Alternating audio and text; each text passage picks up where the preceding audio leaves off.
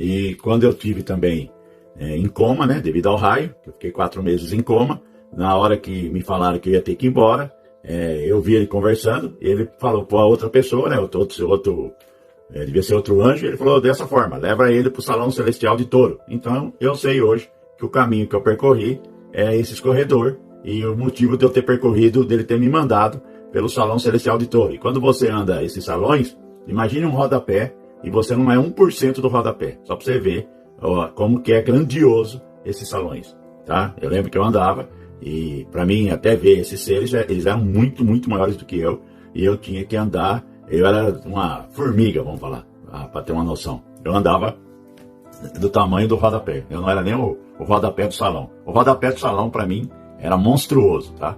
Então essa experiência em coma eu tive, tá? Quando você chega na Lua, a Lua tem o Cruzeiro do Sul e tem as Três Marias, que é a Órion, tá vendo aqui, ó? E a Polaris, tá vendo? Tudo interligado. Céu azul, na Lua, a Polaris, né, no macro, ela vai ser a entrada do céu azul.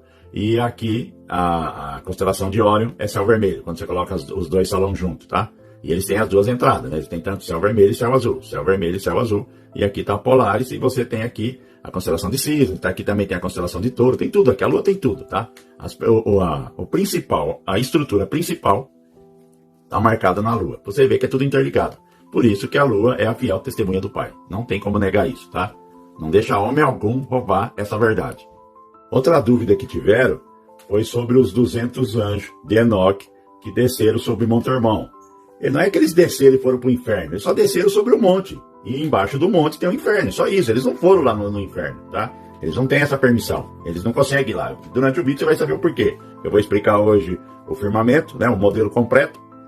Então eles aqui, ó, o que acontece? Eles só desceram sobre o monte, tá? Não tem outra coisa. Desceram aqui sobre o monte e fizeram a corrupção genética de Gênesis 6, tá? Eles tiveram relações com filhas dos homens, né? Os filhos dos criadores, que são anjos, se materializaram e tiveram relações com as filhas dos homens. Foram isso que eles fizeram. Eles fizeram uma corrupção genética e o Criador achou graça em Noé, porque a sua genética era pura, tá? Por isso que o Criador achou que Noé devia passar o dilúvio, tá? Ele tinha uma genética pura, tá bom? É só isso, tá? Eles não foram no inferno, eles só desceram sobre um monte onde está localizado o inferno. Responderam essa dúvida também que eu vi, que muita gente perguntou isso.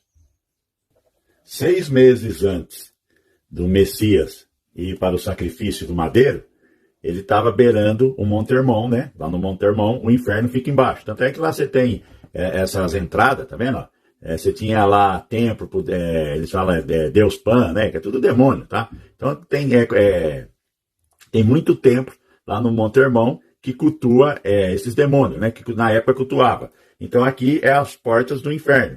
E quando o Messias passou aqui com os discípulos, beirando o Monte Hermon, 6 meses antes, ele fala que as portas do inferno não iriam se prevalecer para sempre, né? Porque ele sabia que ele ia fazer o sacrifício, o único e verdadeiro sacrifício, e as portas do inferno, ele pegaria tanto a chave do inferno, como também a chave da morte. Por isso que ele falou que as portas do inferno não iriam se prevalecer para sempre, tá? Então, quando eles falam muito em termos de chave, porta, você tem que prestar muita atenção nisso. E nesse vídeo hoje, você vai compreender porque que é tanto falado porta e chave, tá? Nas escrituras. Quando houve o sacrifício do Messias no madeiro, o que aconteceu? Ele abriu o cubo, tá? O cubo foi aberto. É como que o Criador abriu o caminho dele, que partiu do Criador para nós, né? Não é nós que abrimos o caminho. Quem abriu o caminho foi o Criador. Então, o crucifixo que você usa na sua corrente, ele representa o caminho aberto, tá?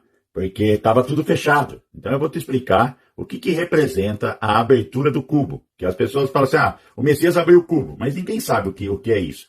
Assim, o tão profundo que foi isso.